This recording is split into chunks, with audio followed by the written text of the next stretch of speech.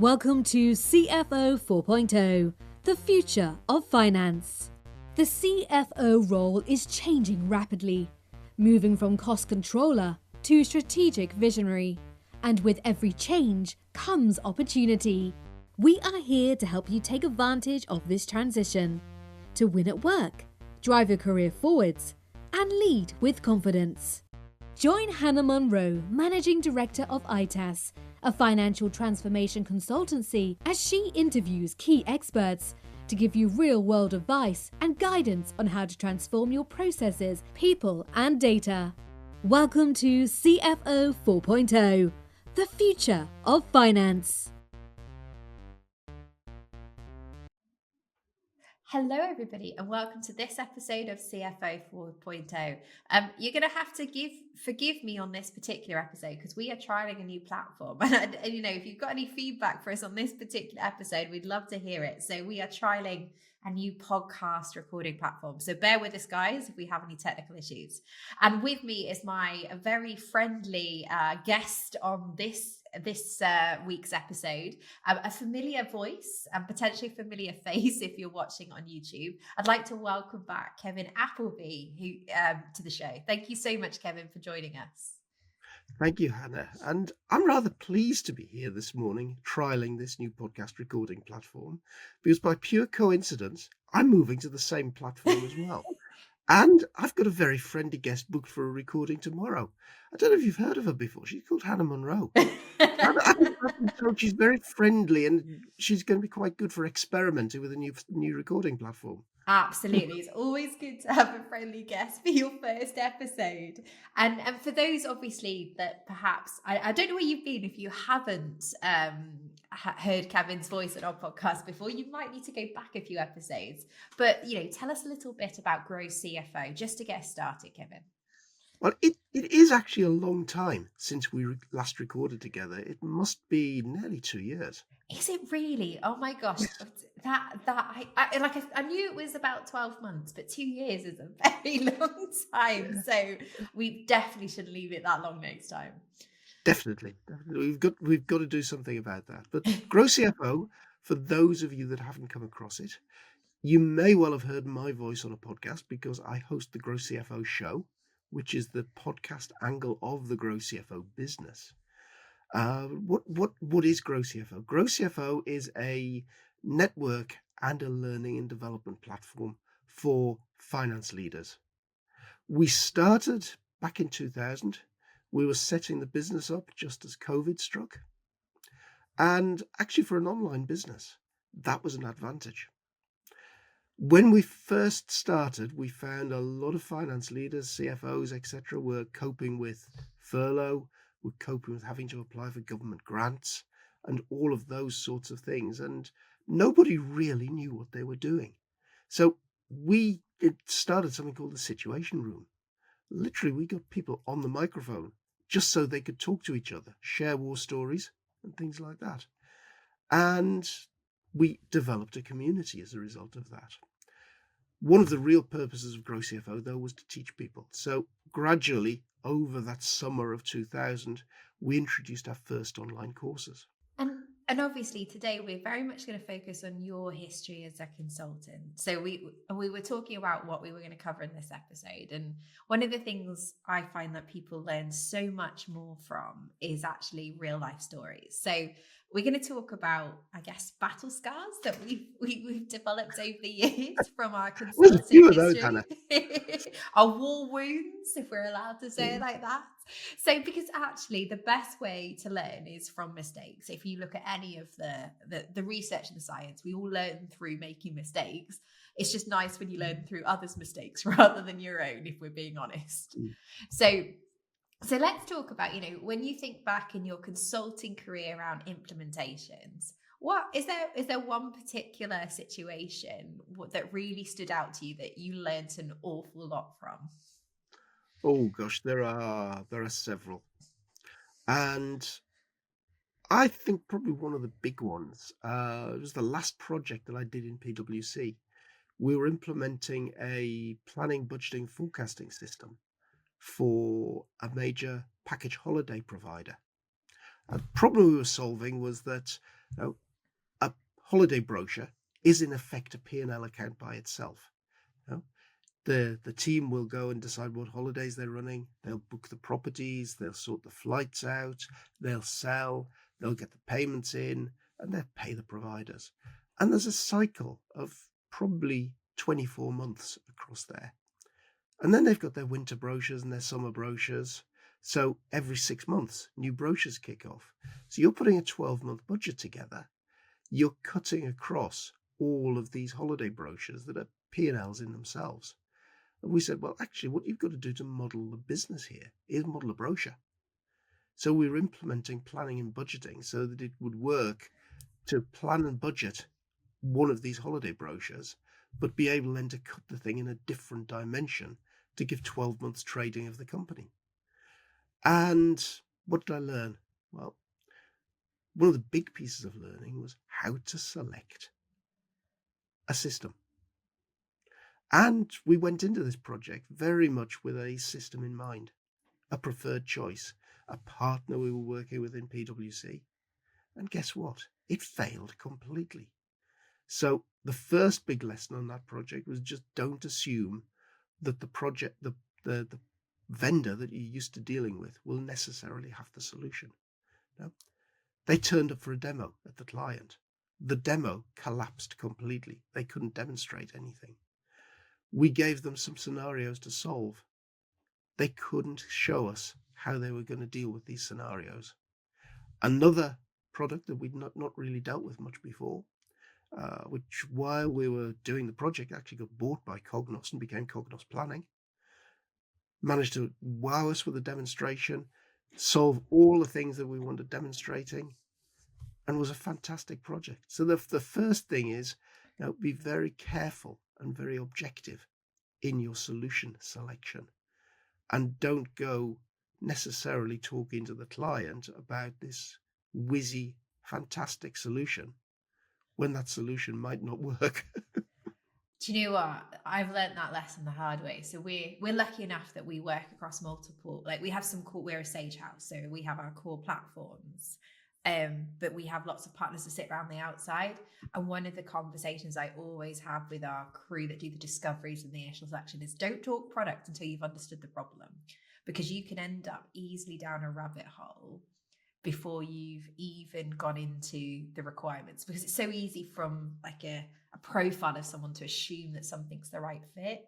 You really have to understand requirements before you start looking at tech. It's that separation, isn't it, of process and problem versus tech. And I think everybody always leans into tech. And I say this as a tech person, right? I love tech.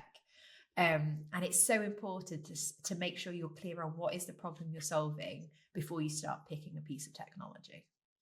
Yeah. And the other lesson we learned around that time was don't put the tech person in front of the client. See, I disagree with that. You've got the wrong tech person. But then, Yeah. like from learning and experience. So one of the feedback we get is that, and I purposely, when I pick consultants, I always pick people that I would put in front of a customer.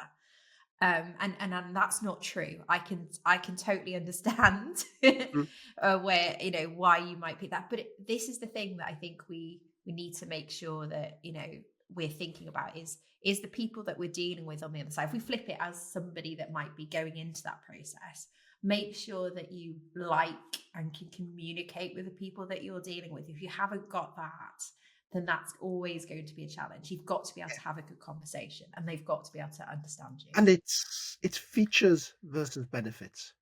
Where I say don't take the tech person and put them in front of the client. We had some fantastic tech people back then when we were looking at SAP, and something at the time that was fantastic never caught on around SAP, which was SAP SEM. It was the management accounting bit. It was the data warehousing bit.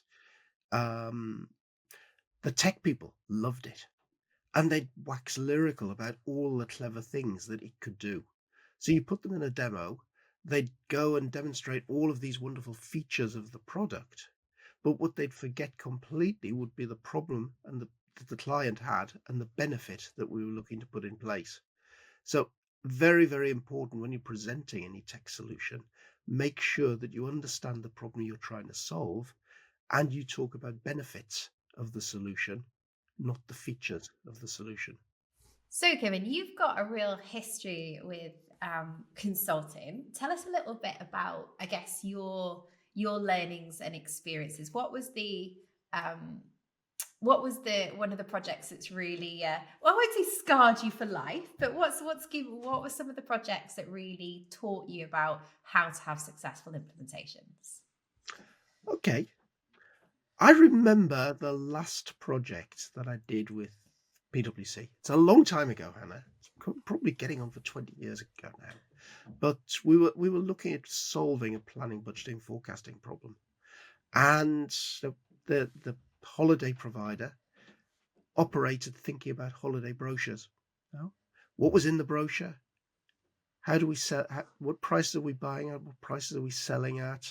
And then the business cycle going into actually selling the holidays, collecting the money, paying the clients. So a holiday brochure was a P&L in itself, but a business cycle of probably about 24 months. Then you cascade summer brochures, winter brochures. So at any time, you could have probably about 4 brochures going that are 6 months apart each time. So 4 P&L accounts.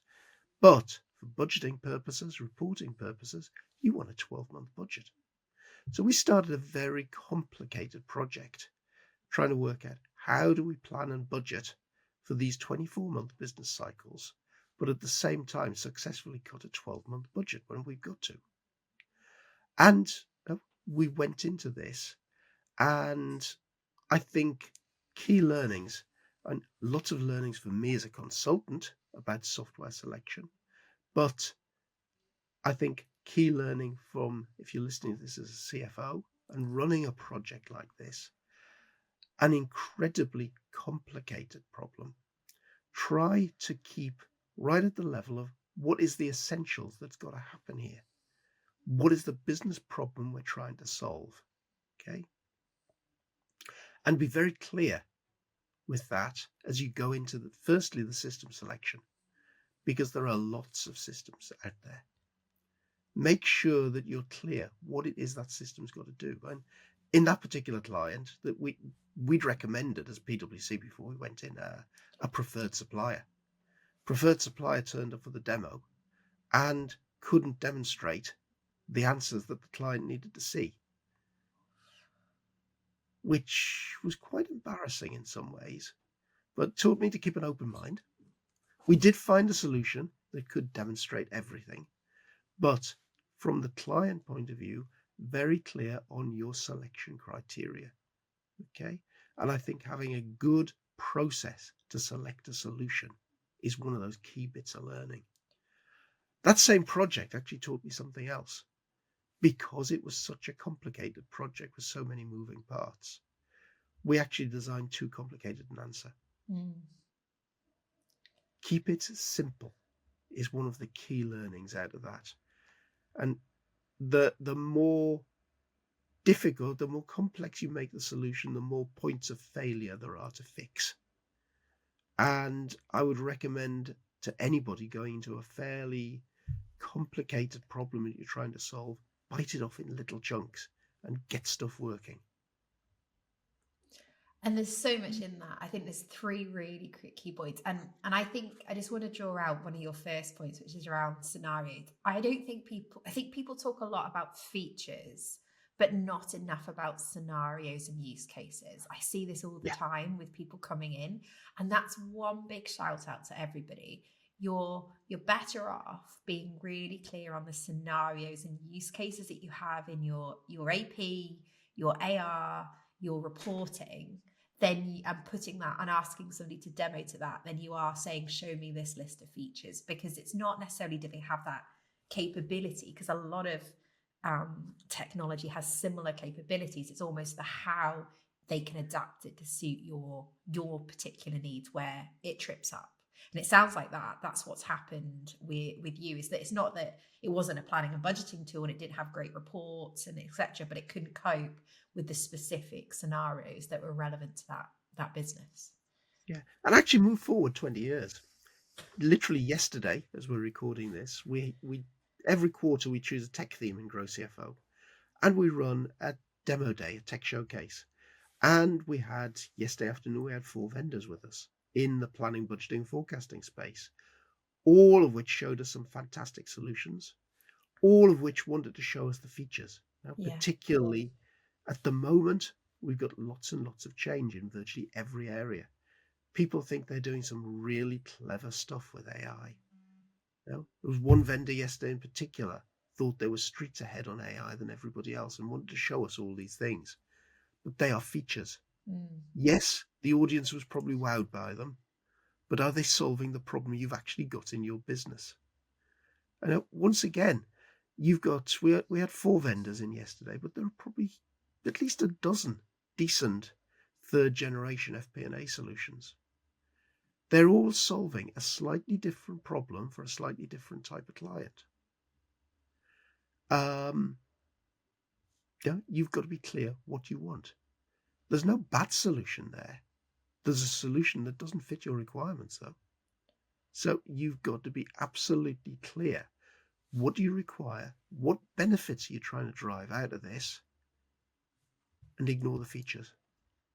Absolutely. And don't get distracted by, well, I call it shiny toy syndrome. Don't get distracted by the shiny toy.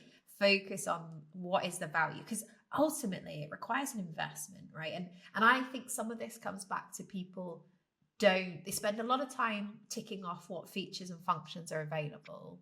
They don't necessarily spend enough time going, what's the value of the solution that I'm putting forwards and what's the impact going to be on the business if I implement it? And that for me is critical. So we've talked a lot about, or certainly in the first few minutes, about the technology side. What about the people side? When you think back to your projects, was there any learnings you've had about how to manage teams within a project and how to get them, help people with change? That's the key thing, managing change. And we could probably talk for hours about managing change. And I can think of the project where there have been the definite brick throwers, for want of a better word. People that want to rubbish the project, tell everybody in the organization it's not going to work, it's not going to do anything, it's a waste of time. They're always around. And I think one of the biggest pieces of learning that I've found is actually they're the ideal person to have in your project team. Right? The naysayer, bring them on board and get them involved in the new solution and really up to speed in it. The naysayer can suddenly become your greatest ambassador in the workplace in terms of getting people to accept it. Fred will always tell us if something's happening that's not going to work. If Fred's suddenly telling them, this great new system's coming along and it's going to be fantastic, we've got to be on board with this, you've won part of the change battle. See, I remember a project, and I learned this quite early on in my consulting days, where there was an individual, and I remember the conversation and thinking at the time, now this was in like my first couple of years of consulting, so I probably wasn't as direct with leadership as I would be now. And I remember a CFO saying to me, it's fine, that they're not going to like the solution, but we're going to do it anyway. So we'll just deal with them on the other side. We'll just almost ignore their complaints was the conversation.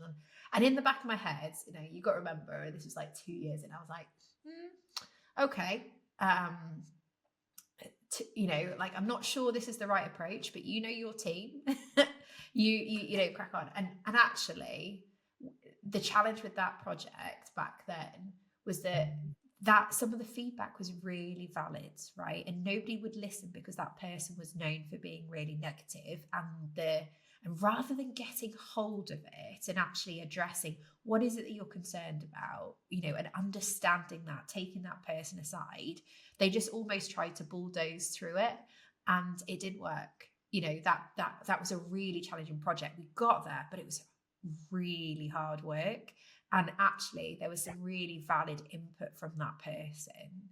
And I still remember it now. I obviously won't say the name, but I was like, my God, if I could do that project again, and every project where I've had somebody say that to me, I just have that conversation well up front and say, you've got to get behind it, because it's either two things. Either they're going to impact the morale for the rest of the team, and change is hard enough without somebody adding that negativity into it, or they've actually got a point. And either way, you need to get behind that and deal with that situation ahead of the project.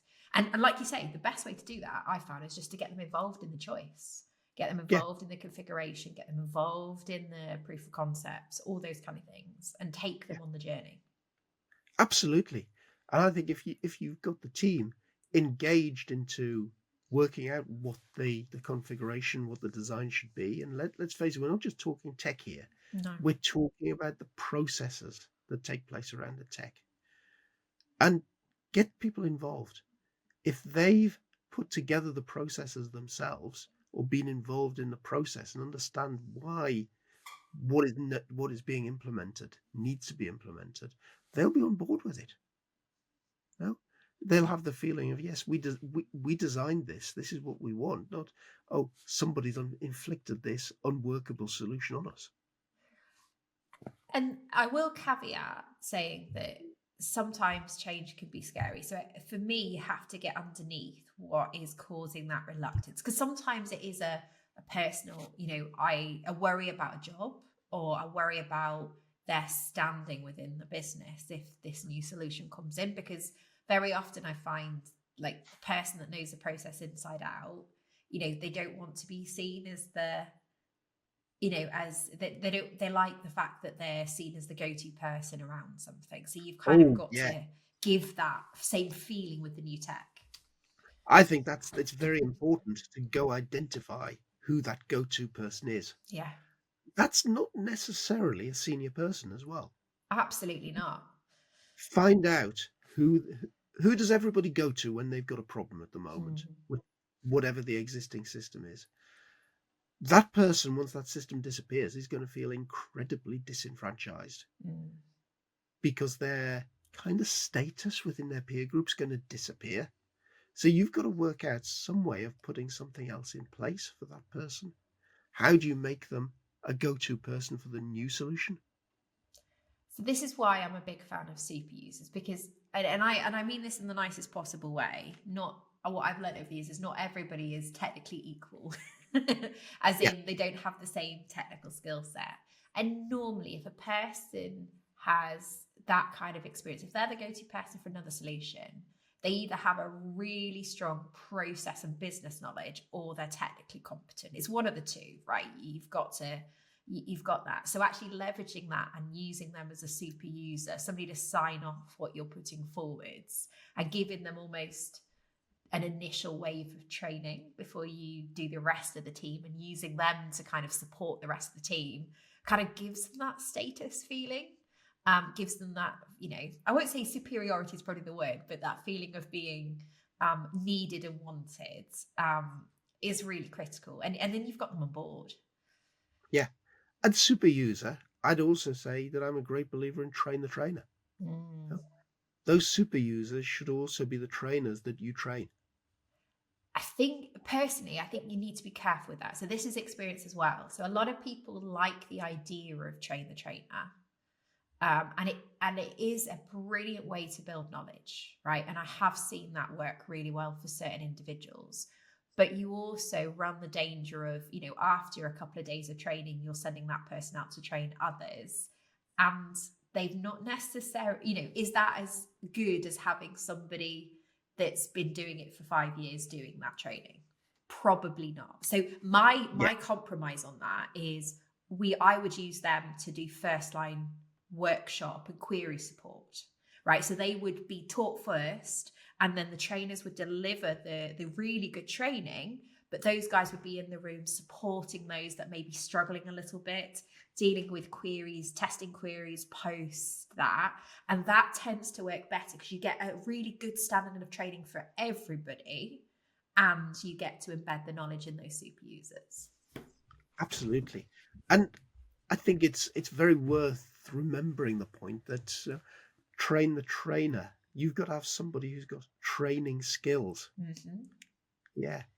And that's not necessarily the person with the deep knowledge of how the system works. Quite often, a person that has the deep knowledge is too geeky to teach it. Yes. The deep, and it's not necessarily deep knowledge, is it? It's user level knowledge that we're imparting here. And like you say, training skills are incredibly important. I think a lot of people forget that as well. Like if you make training interactive, and I, I preach about this internally all the time. I'm a big believer in interactivity and understanding learning styles and making sure things are practical and hands-on. It makes such a difference to how people engage with a solution if you have good training. Yeah. I'm thinking of another big piece of learning, and I can't remember the exact client to give here, but I got involved in PwC in a benefits realization team. Okay. We were trying to implement a new benefits realization methodology as part of mainly ERP implementation. We were working on the Gartner stat that says, and there's similar ones floating around now. I think the one at the time said 65% of all ERP implementations fail. Yep. I think it's actually gone But up what to they meant 80 was now, that if that makes you feel any yeah. worse. So there we are. 20 years ago, we come up with a solution to move that number down, and what happens? It goes up. But that failure isn't that the system doesn't necessarily technically work. Probably does technically work, but it's about the benefit. You put a business case together of why you want to do this project. The business case says that as a result of doing this, we will save X. We will be more efficient with Y. We'll have all this new information. Okay, there'll be a number of financial or quasi-financial benefits, and in fact, a number of non-financial benefits. What tends to happen on an average implementation is that stuff won't work as you're coming up to the switch on day. You put a lot of effort then suddenly into how do we get this technical product to work and do what we said on the tin, as opposed to are we making sure we're doing all the right stuff around this system to make sure we realize the benefits. Most of the benefits don't come from the tech itself. They come from the people and the processes you put around the system. So are you doing all of the people change that you need to? Are you setting up the teams and the responsibilities that are going to deal with these new reports that might be coming out that start reporting to the business in a different way? All of that change around the system, you've got a tendency to lose track of because it's all hands on deck to make the system work. Hey Google, what's the best accounting software for my business? Give it a couple of years, and I bet you she'll be able to answer you pretty accurately. But for now, it's still one of the few questions Google can't give you an answer for. But we can. Take our free quiz and find out which Sage product is the right fit for your business. Just head to itassolutions.co.uk. And I think there's loads to unpick in there. So I love that you brought this particular situation up, and how much, because I find it fascinating that I wonder how much of that stat is based on people that actually have a good benefits case in the first place, as in they actually have a clear set of goals. Because a lot of people that I've come across, and I have this conversation a lot, like they don't actually know how to measure the output of the system in the first place. And we can talk about how they get distracted as they go through, but almost the fundamental starting point is, have you got a business case? What is it that you're looking to get out, and how are you going to measure it? And I think it's a real shame that people don't think about that more. It's almost, what's the starting point? Like, what's your benchmark at the beginning? And then what's your benchmark at the end? How many days have you cut your month end by? How, what's the impact to the team in terms of how that impacts their reporting and their ability to make better decisions? Almost those key markers that you can assess whether you've actually delivered value for the business. Yeah. There's another one, Hannah. You talk about how many days does it take you to close your month end. Now, I go back to my PwC days, again, going back over 20 years, we were talking about fast close to clients all the time. Yeah. How come 20 years later, there doesn't actually seem to be any change? We're still talking to CFOs and so on about how do you close your month end faster? Well, we quoted back then Cisco Systems, who did the virtual close. They closed on day zero. Yeah. There's very few people still today that close on day zero. It's not the tech that's the issue here. It's the people and the process around the tech. Yeah. And I actually, so I think, was it about 12 months ago, Sage brought out their sort of close analysis. So they did a piece of report, and they did a report actually on the average close. And I think good was 0 to 3 days. Yep. Yeah. So we're not even, very few had that 0, if we're being honest. Average was 5 days. And I think 10 plus was in the, there was a big chunk in that piece as well. Yeah, we did back in earlier days of Grow CFO, we used to run a survey every week amongst members, ask them a question and see what they said. One of the surveys we ran was around month-end close, and actually it reflected that stat pretty exactly. Really? Oh, that's good. Yeah, we gave them loads of options, and there was a very nice bell curve around the 5-day point. And then we said the final option was 10 days or more. Yeah. And the peak on the 10 days or more was as big as the peak on 5 days. It's bonkers, isn't it? Weird set of results. Yeah. And that's what I find fascinating. But I will say, as somebody that has gone into customers and taken them through that process, it's not actually their ability to do the technology, it's decisions they're making about how they deal with data. So for instance, I'll have customers, process, exactly what it says. So I'll have customers that when we first go in, they'll be saying, we have to wait for all of our supplier invoices in before we close the month end. And I'm like, well, that's what accrual's for. Having those conversations about each part of that month end to figure out why it's later. And so it depends on, I think a lot of this comes down to process with month end. Like tech does play a part with it. Don't get me wrong. If you can't access if you can't pull a recce out easily, or you can't pull reports out easily, then of course that's going to impact it. But a lot of it is how you think about month end as much as it is what technology you have within the business. Absolutely. Yes. Yeah. And that just brings to mind another implementation that I ended up doing. Well, I ended up working, it was my very first job as a self-employed contractor, having left all the consultancy firms. And I ended up working on a pair of coal-fired power stations that no longer exist because of the changes that we've had in green energy. But at the time, they were having huge reporting problems, and 3-month project was set up to fix whatever was going wrong. That it was set off by coming up to year end. We're on budget. Literally 3 days before year end. We're going to have to overshoot the budget by this huge amount of money. Wow, that's not good. And that huge amount of money was such that the parent company almost had to issue a profits warning. Wow.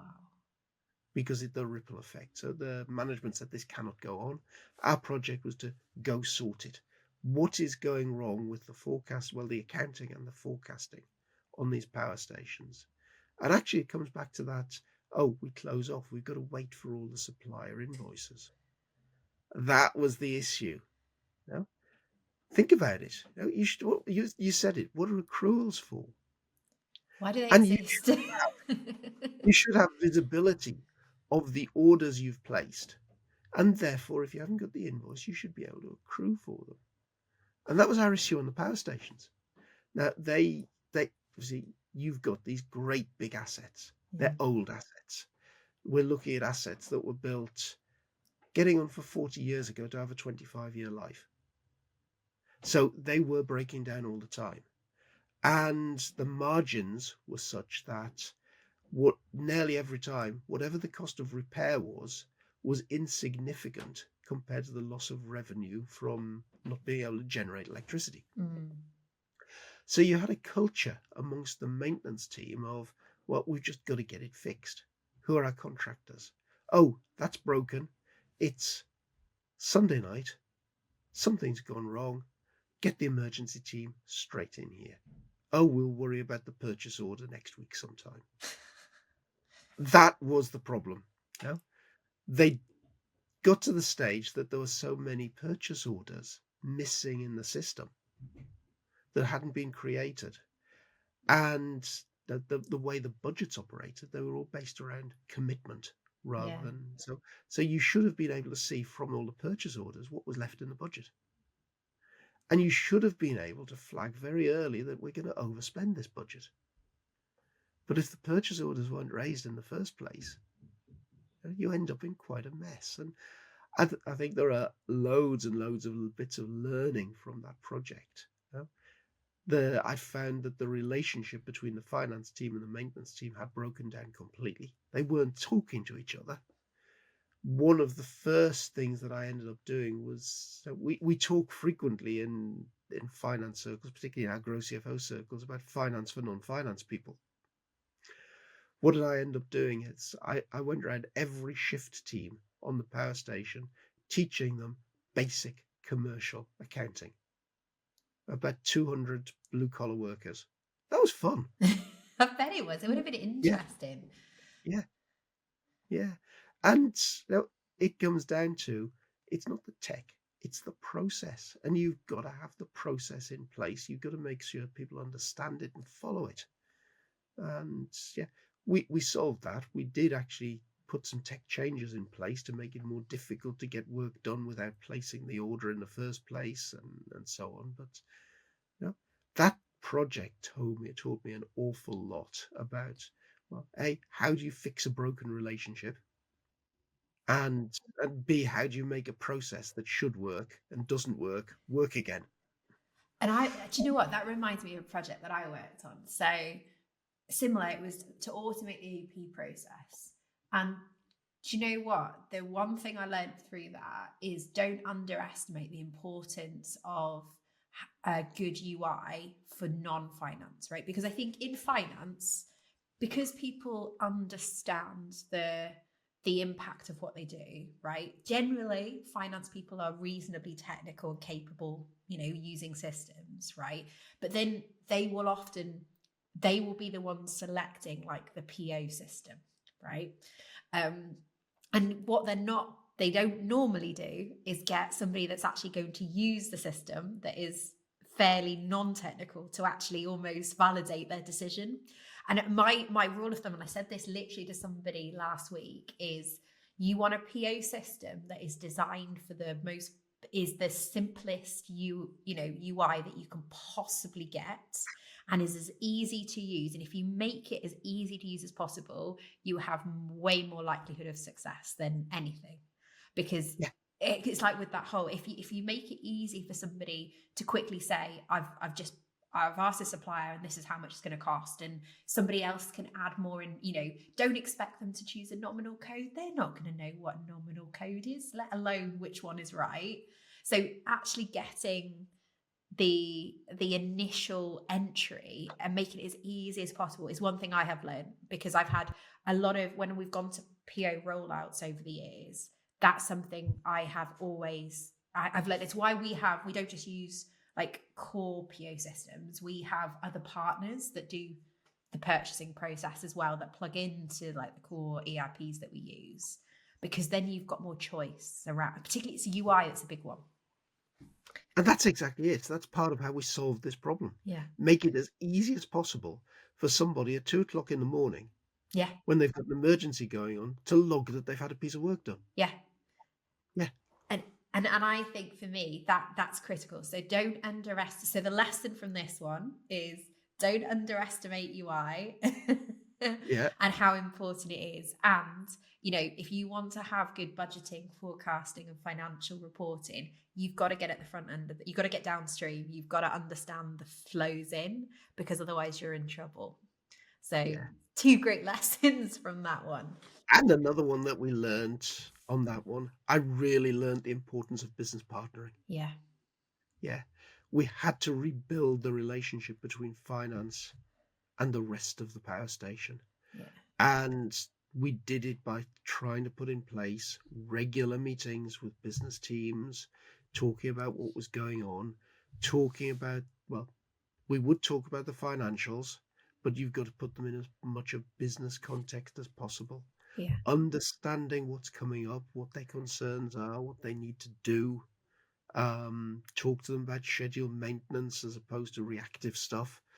And really, really build that business partnering relationship. Get folk out from behind their computers, out from their Excel spreadsheets, and talk to the business. It is so important. I think we underestimate the power of good reporting and data literacy. And literally this we've got a case study on our website, Anchor Group actually, and they cut their month end down from 6 weeks to half a day to produce their end of month reports, to put that into context, right? Which was an amazing achievement. It sounds great, but you know what the biggest benefit of that was? The fact that when they served reports to their contract managers, their managers are now questioning, because they've got that drill down capability, they're now questioning, well, hang on a second, why do we need this many bottles of polish, I think she mentioned in the case study, because they have access to the information and it's in context. And now those contract managers are able to challenge and budget more effectively, and challenge what's been bought and get in and help with the margins, because they've got real, faster information, but more importantly, information in context. Because otherwise it's just a number. They don't understand it. They don't get where that number's come from, what it's made up of. As soon as you give them detail, they can make better decisions. But that's hard to put in a business case, right? How do you justify that?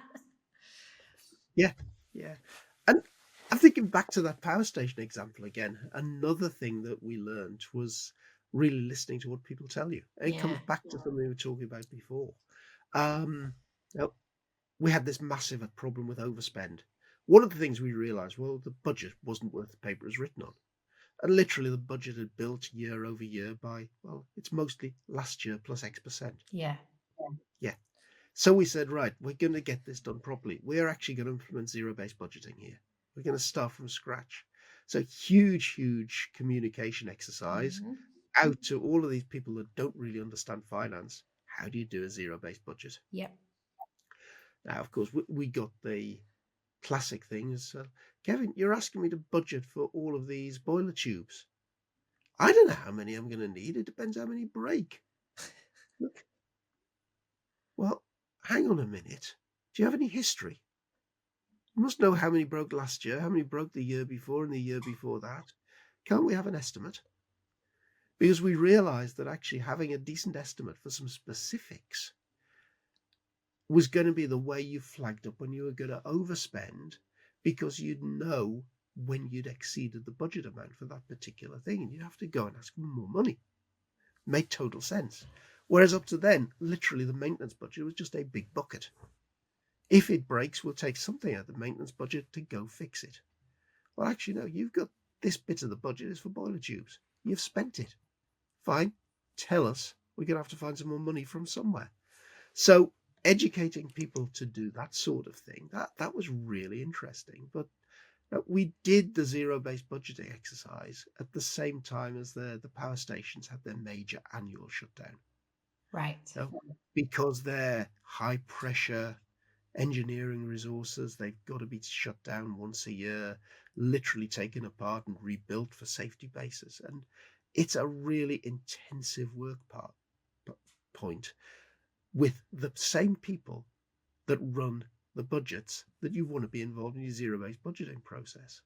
Because we did lots of presentations to folk, doing literally everything out of the change management handbook we could think about to say, how do we get these people to give us what we want, when we want it, in the right format, the right level of detail.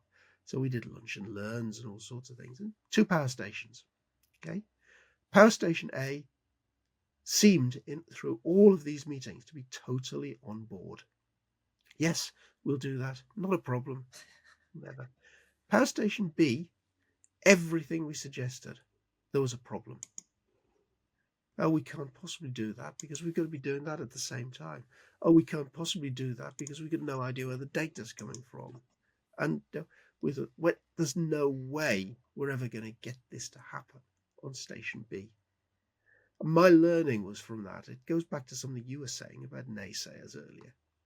That actually, when it came to the deadline day, which station came up and actually gave us what we wanted? It was station B. Because they'd actually thought about what all the problems were and worked out how to get around them. Station A, who'd just nodded their heads in the right places, were way behind. They'd not got around to doing anything because they'd never even thought of the problems and the difficulties.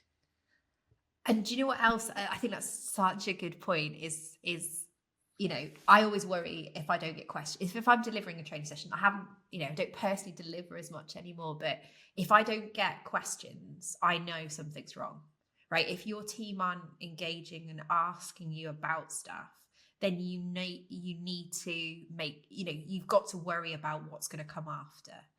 And actually, questions are not challenges. They are opportunities to make things better and to enable your users. And I think people get worried about questions and queries and challenges. But actually, for me, if you don't have it, I worry more. If they're quiet during a testing period, I go, oh my gosh, we need to get behind this. Either they're extremely capable, and I mean extremely capable, or they're not doing it. and I tell you what, when in 9 times out of 10, in fact, probably 99 times out of 100, they're not doing their testing. And we have to go back in and push them through that process. But I think that's a really important part is don't see questions, queries, challenges, objections as a negative part. It's part of the process that you need to go through. It's a critical part. And like you say, the one that challenged is actually more successful. Yeah. And I'd flip that to board level as well. As, again, we're back at the power stations.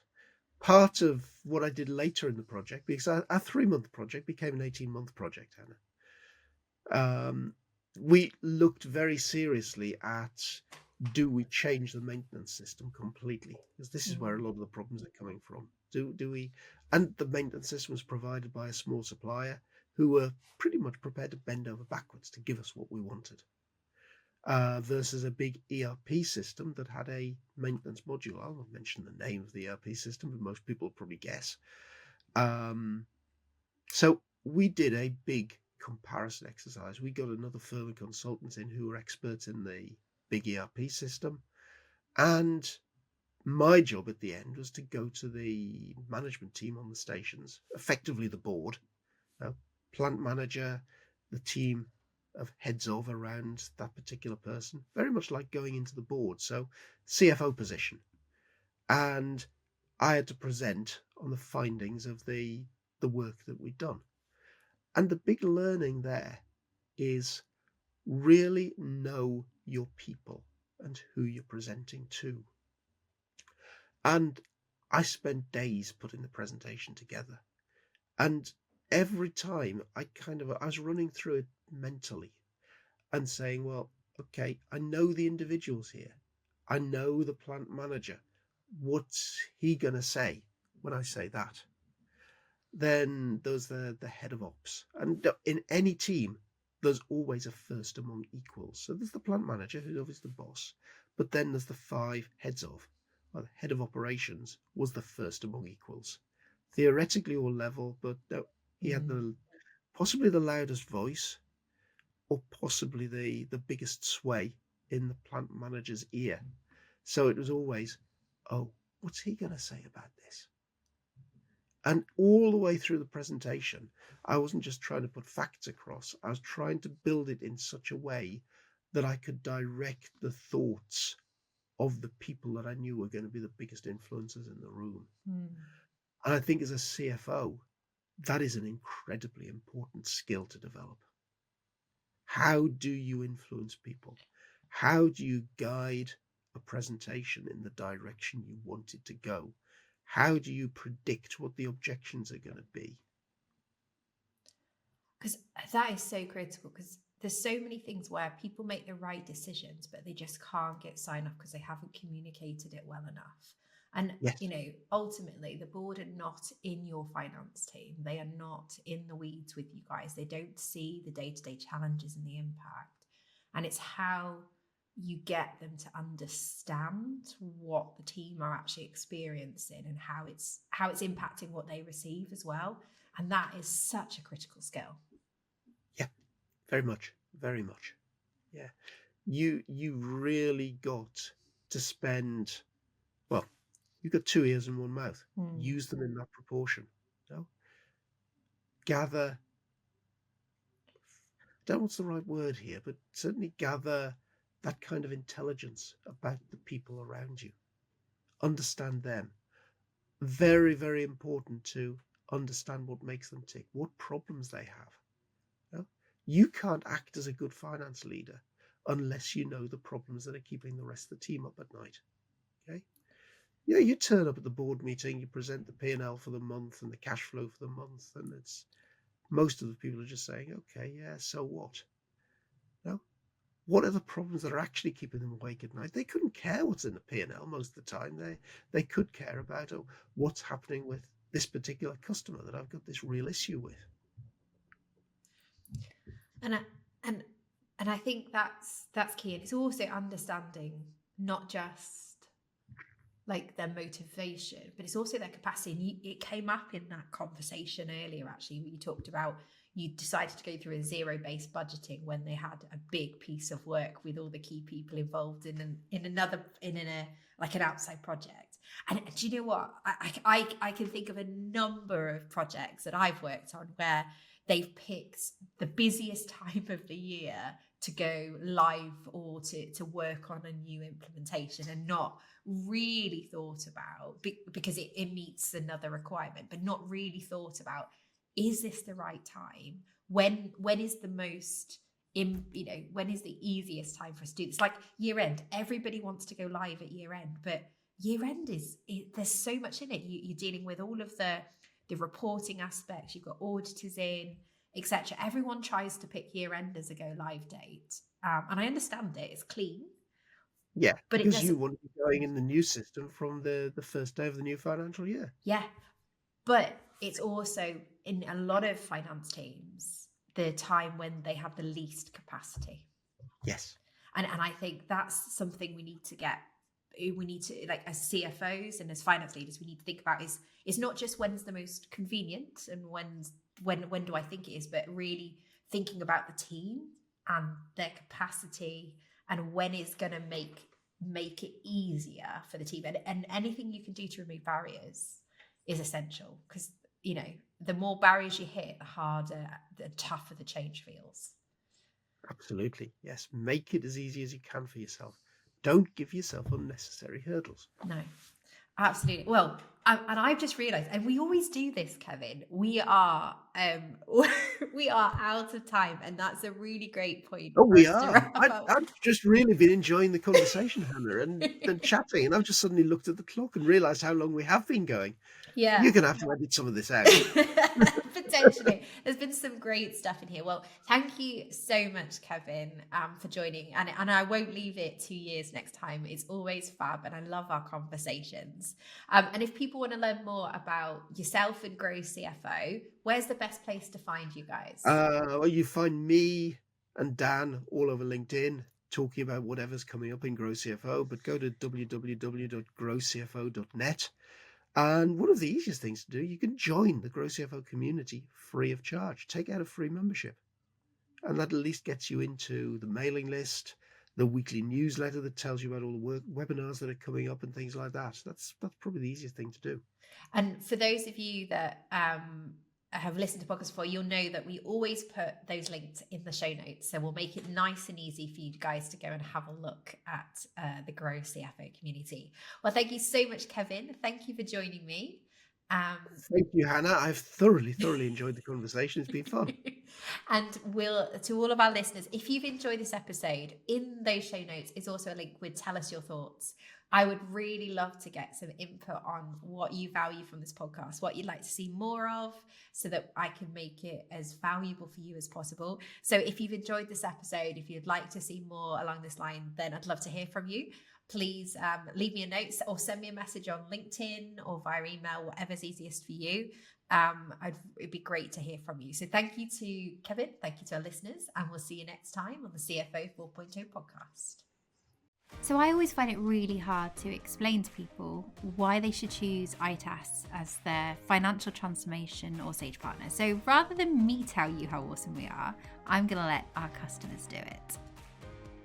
So we decided to go with ITAS because when we were looking for a partner, we felt that they not only took the time to understand our business and they knew the needs of everyone on the team or everyone that would be using the system, but they also were very transparent in kind of what they could do, what they couldn't do. And prior to having us, sign anything or make any agreements, they held meetings with us to walk them through our processes and our business so that they really understood everything that would need to be done and give us realistic timelines as well.